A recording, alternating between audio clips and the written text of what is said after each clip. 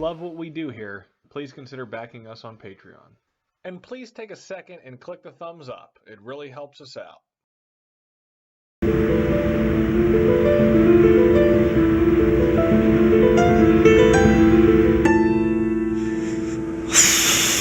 Ay, bunu dün giydim. Olmaz. Ay, benim acilen alışverişe çıkmam lazım canım. Benim bir başım döndü ya.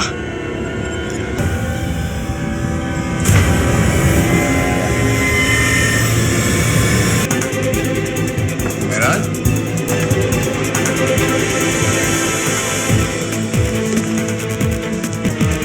Meral?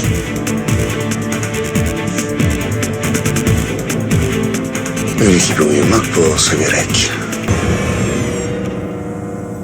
Adam 10 dakika dedi. Başlayalım. Şimdi Kader'e bir mesaj yazalım. Teşekkürler.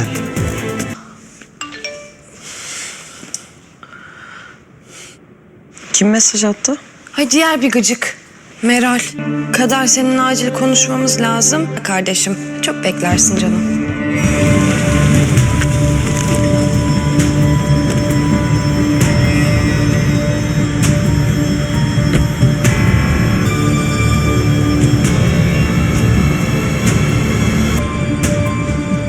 Kapı niye açık ya?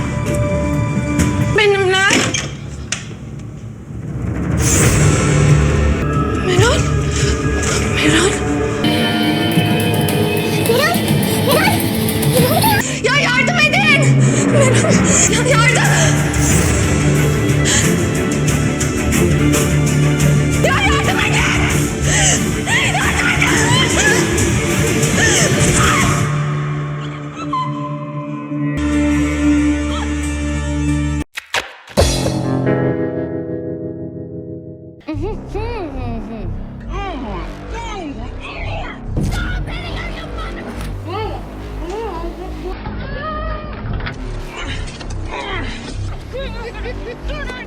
I like your hair a lot better like this.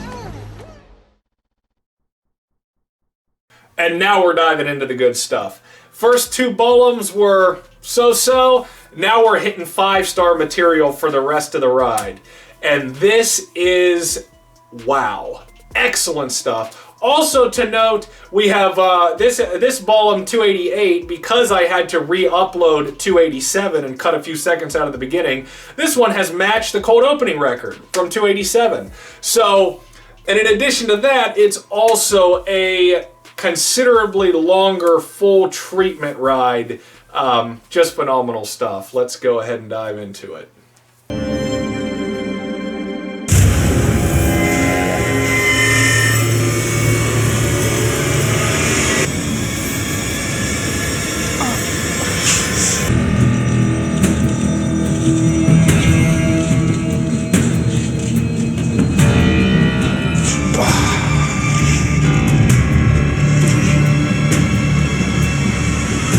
Yeşim.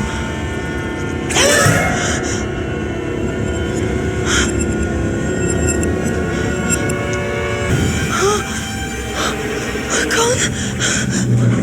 Ne oluyor? Yo, hiç verimi kesmemişim. Allah'ım, çıldıracağım.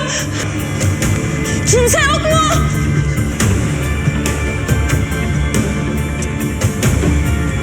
İlk planı anlattığında ben delirdin sandım. İşlemez bu dedim ama işledi resmen. Kurtulduk herhalde. Öyle görünüyor.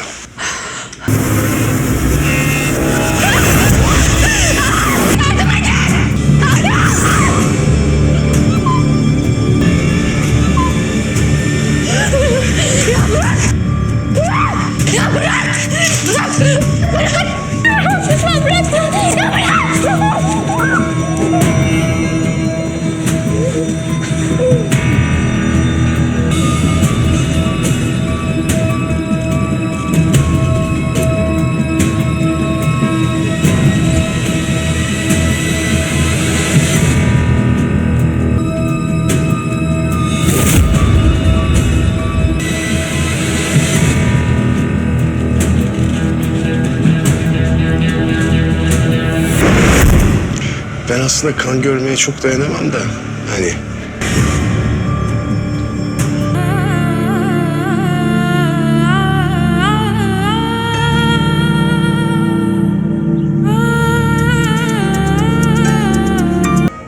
Meral'le Harika'nın konuştuğunu öğrenince Kader'i çıkarttım oradan.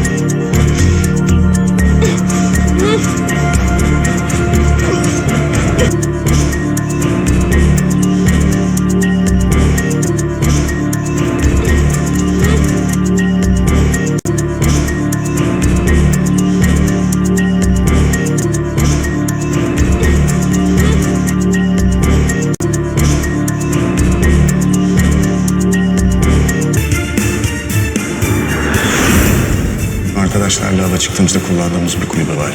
Oranın sahibini aradım. Hava çıkacağım dedim. Buyur kullan senindir dedi. Ben de Kader'i oraya yerleştirdim.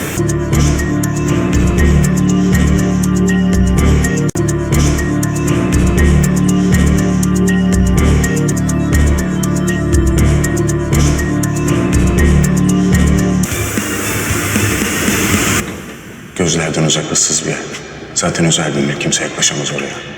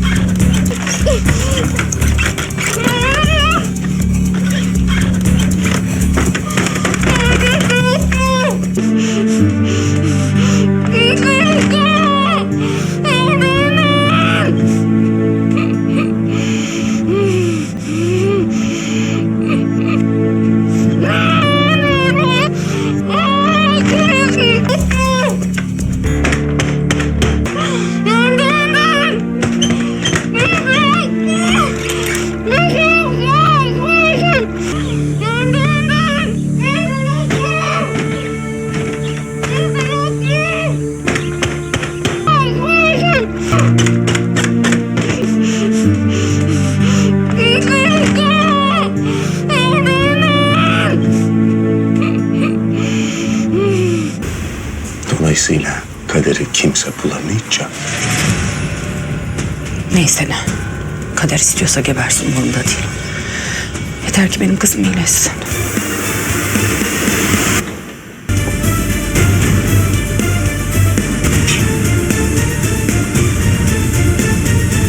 Acaba niye aynı şeyleri tekrarlayıp duruyorsun?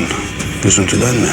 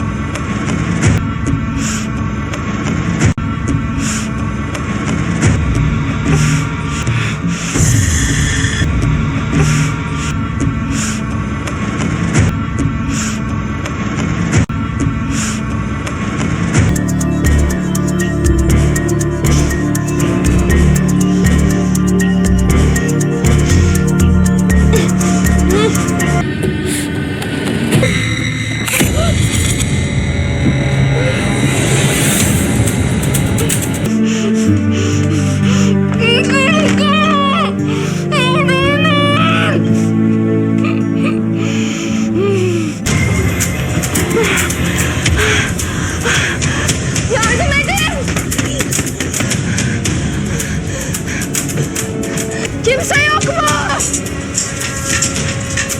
Ya yardım edin.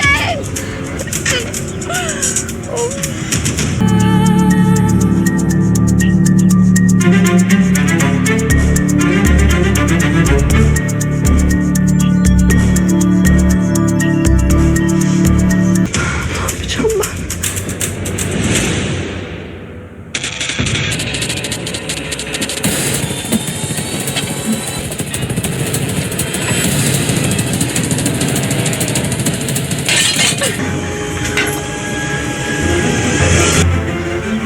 Bu tarafa gideceğim ya.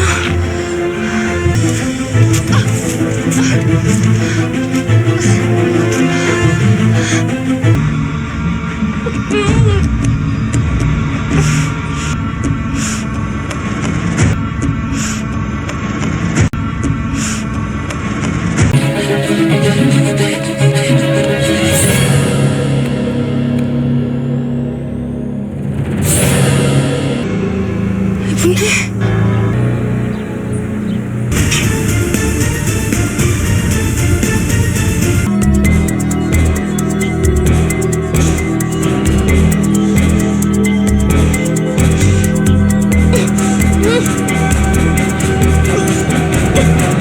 Daire mi çizmişim ben?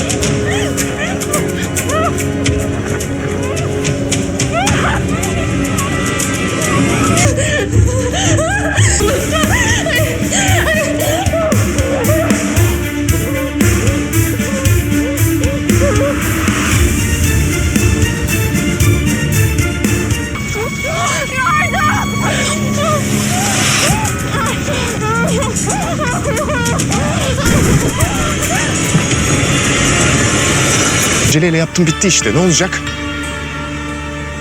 Yalan söylüyorsun. Ama planını işlemeyecek. Ben serbest bıraktım Kader'i.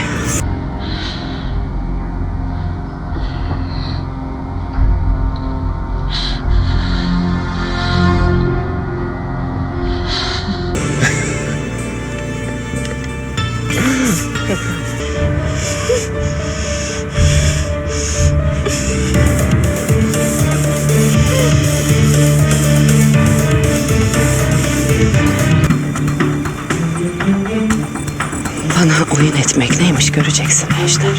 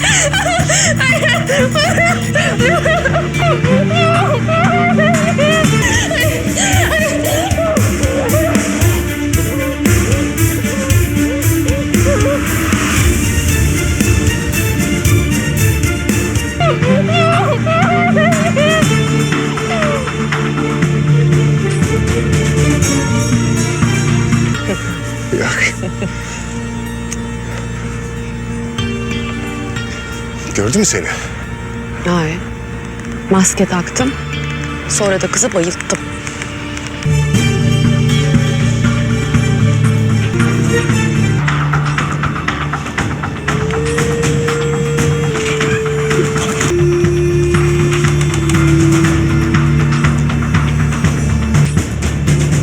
Geri zekalı!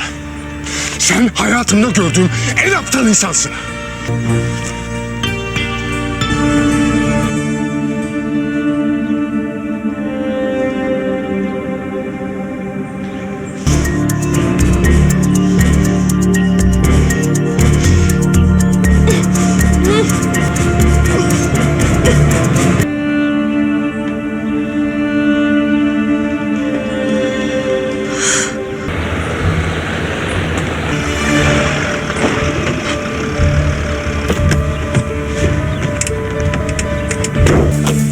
Daha uyanmamıştır.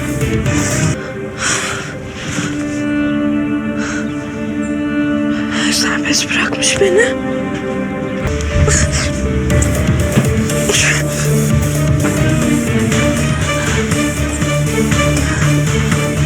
Macide ile işbirliği yapan kafama tükürüm ben. Ah.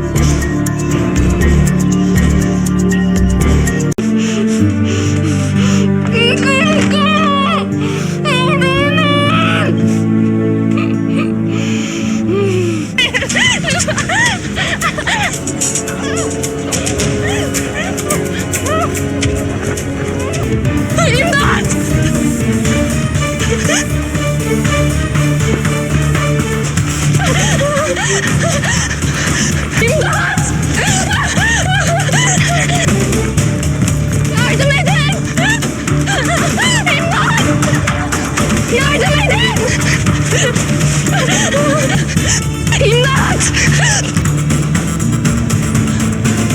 Yok. İmdat! İmdat! Medet! Abi ne olur dur!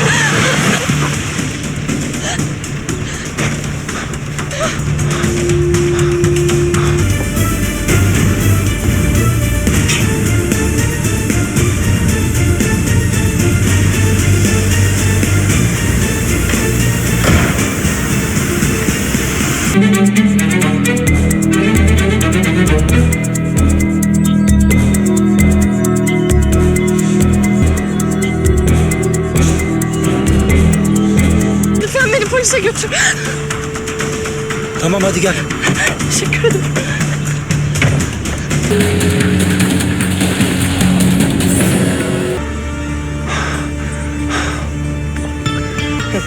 Yok. Gördü mü seni? Hayır. Maske taktım. Sonra da kızı bayılttım. Allah belanı versin Macide. Her şeyin içine ettin.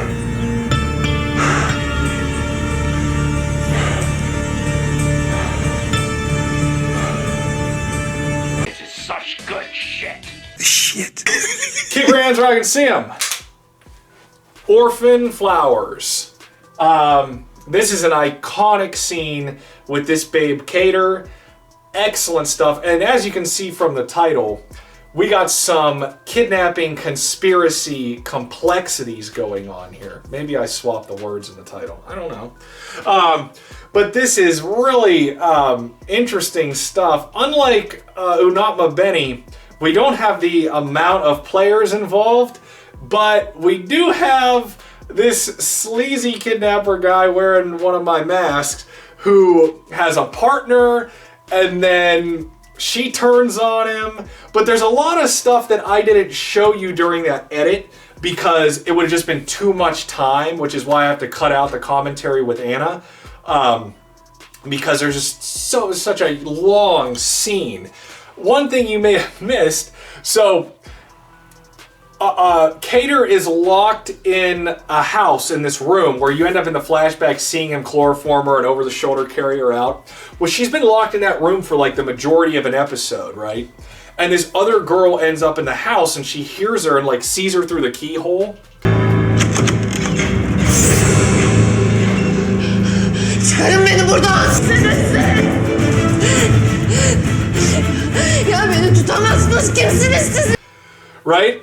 So then she calls up the kidnapper. Aç şu telefonu.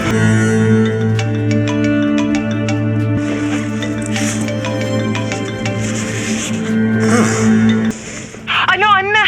Kader yaşıyor. He ends up coming over there. They get in a fight. She drives away.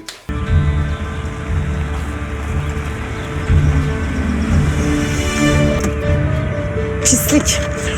Annemin aklına bunu sen soktun değil mi? Sen kandırdın. He ends up chasing her down in this car scene that lasts forever. Drives her off a cliff.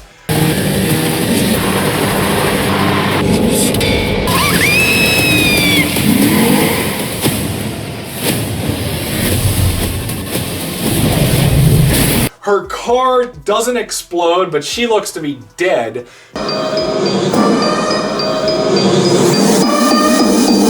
She's not dead. Okay, she's in the hospital. All the orphan girls show up there with him. Harika, hiç sevmem ama. Allah'ım ne olur kızıma bir şey olmasın. Then they end up taking him to the house where she was, and he like pretends to be a hero and kick the door down. And then there's like a key laying there that he left, and he's like,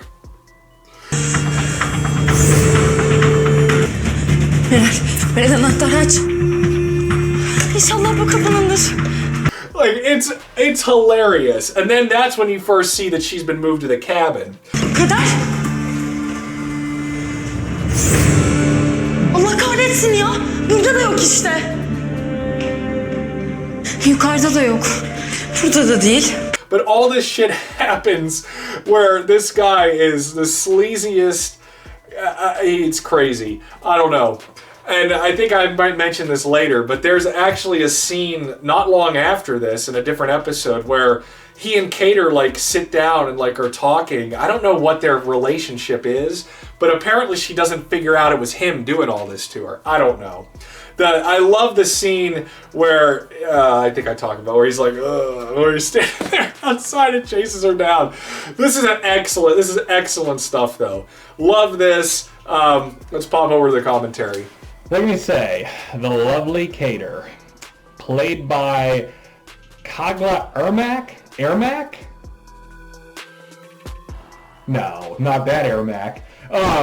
No, this is just the struggle, the escape, the desperation and the squinty face. Man, I could watch this babe go to town on that gag all day. I mean, the couch struggling is phenomenal. This scene in general has everything. It's got everything from, in the flashbacks even. There's a lot of flashbacks, and I think I mixed everything up pretty well. But got the chloro, the over-the-shoulder, on-screen tying and gagging, the awesome struggling on the couch, the bunny hop, the escape. I mean, this thing is just excellent. And then she gets recaptured. I mean, this is a lengthy, awesome. Her acting, I mean, her cries, the oomphing is top-notch. And every time you see the gag, it's just smothered on her face. I mean, it's really good. This is really, really good stuff. Last multiple episodes, like I said, I can't say enough good things about this one. Don't know if I mentioned it already in the other commentary, but she does get another full treatment scene not long after this, and I don't think they're connected the way Oslam was, but we will cover that at some point because get to see Kader here give it another go. Who wouldn't want to see that? I mean, she's excellent. But this is definitely the shining scene of this Orphan Flowers series for sure. Excellent stuff. The kidnapper is great too. I love that part where he's like,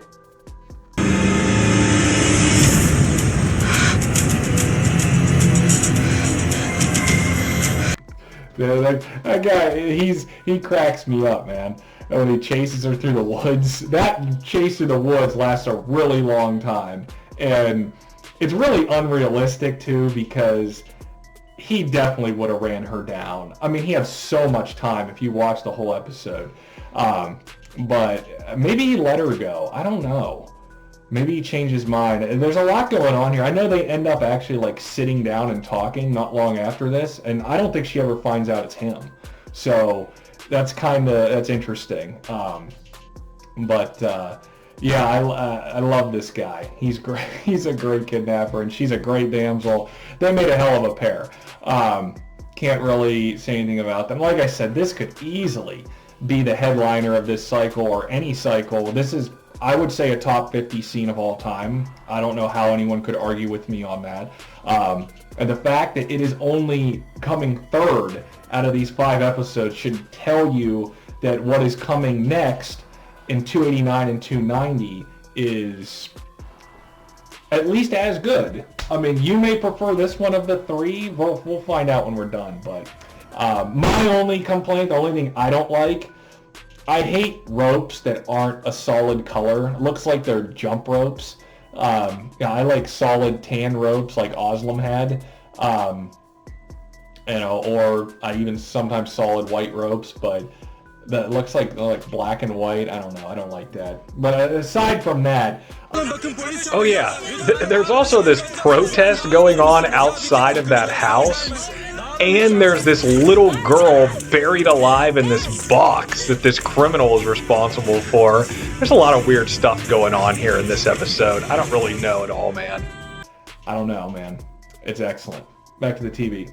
And would you believe that next Bolum actually is not only a longer episode than this, but the amount of DID footage is almost twice the size. this episode may have hit a cold opening record, but the next episode is going to shatter the longest DID scene record, the longest KK episode record. It's even going to put the KK episode record of Door into Darkness here to shame. I mean, it is just a massive, massive scene. So you've been warned. Please watch the whole thing. But what can you say about Orphan Flowers here and Miss Kader? Miss Kader, who will be back later on down the road for sure. It is just a shame that all of the rest of the orphan babes do not get the treatment like this one. Ölüm kalım meselesi, bir dakika müsaade et, ne olur, anlamıyor musun? Kardeşimizin yerini öğrenmeye çalışıyoruz. Kızlar ne oluyor ya? Ne oluyor? But what can you do? I mean, that's just the way it is. You got to take what you can get. Good stuff. It was complicated to make. I think I did an excellent job with the editing, with the flashbacks, and this highlight reel is sure to please. So I will see you guys soon.